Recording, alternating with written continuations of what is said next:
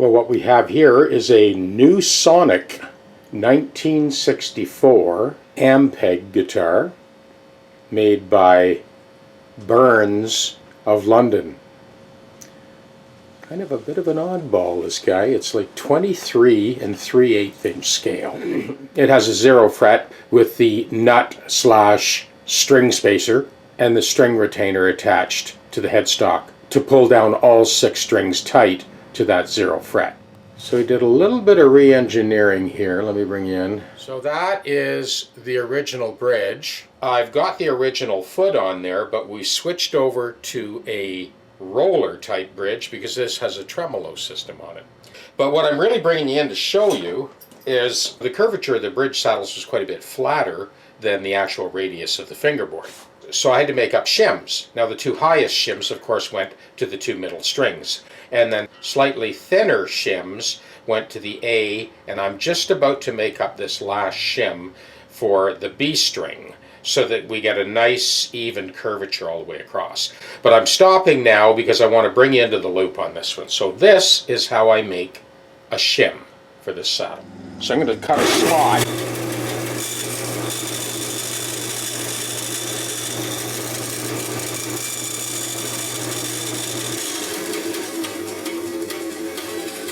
I want to get it down to about 13 thou. We got that down. Yeah, it's still 21 thou, so it's got to come down quite a ways yet.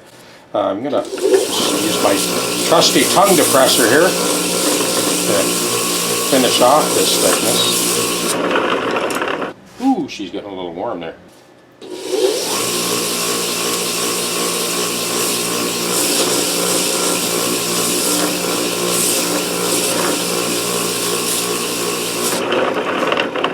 Let's try that. 16 thou, 21 thou. Okay, so I'm concentrating on this portion here.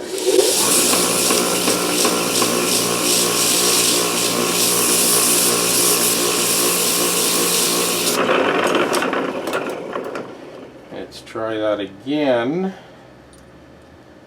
And we're down to, yeah, 16 thou, 14.5. That's pretty close. I'm just going to touch it just one more time.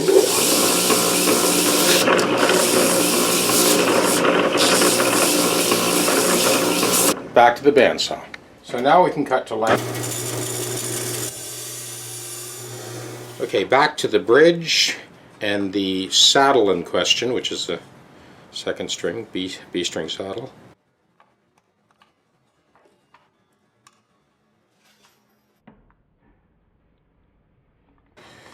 Our shim goes in like so. Our saddle goes on top. I think that's pretty close to where it was. I may have to jimmy the intonation a little bit to get it exactly where I want.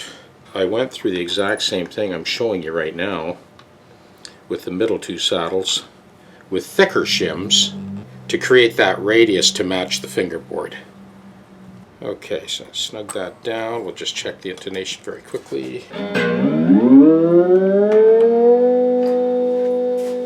Now, because this is a floating bridge, so this template, this tongue depressor, butts up against the metal plate and to the foot of the bridge.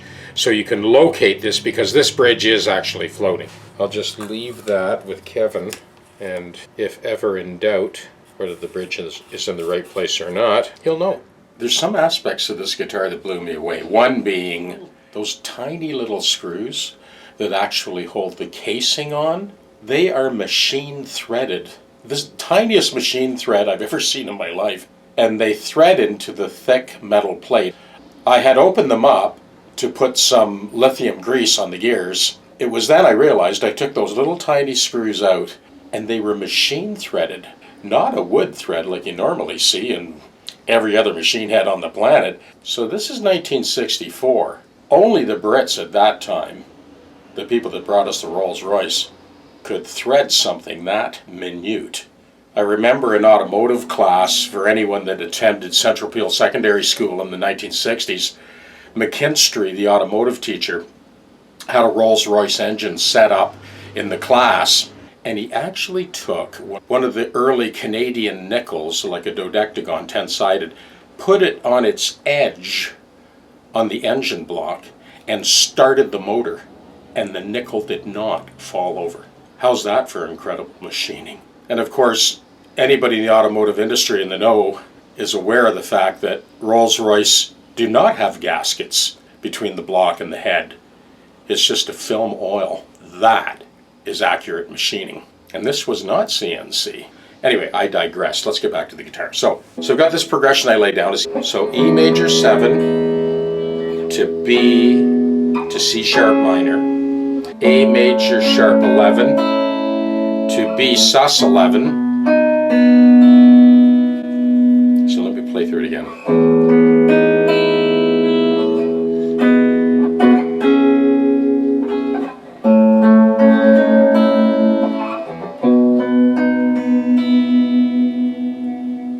So I looped that. I'm going to let that play, and I will blow over top of that. Just to give you the wrap up on this thing, it was a complete refret, new 0 fret put in. I did actually put some lithium grease under that bar as well as greasing the machine heads. And we put that roller bridge on to stabilize the tuning and did not alter the original parts. So still got the original cap, and with that original bridge it was never stable enough, you know, to kind of stay in tune. Now it's much, much better. Super precise machining on that tremolo as well. I sprayed the pots and the switch, and there was some plastic missing on both sides of the neck pickups. All I did was just put a piece of black electrical tape on there to camouflage it a little bit. But it functions perfectly well. Both pickups work beautifully, and I'll switch them around and let you hear it as we go. And that pretty well wraps it up. You saw earlier in the video I had to shim the middle 4 saddles to kind of match that fingerboard radius, a fairly steep radius on that fingerboard, and that's pretty well lit. So let's have a listen. Okay, so I'm going to let that play.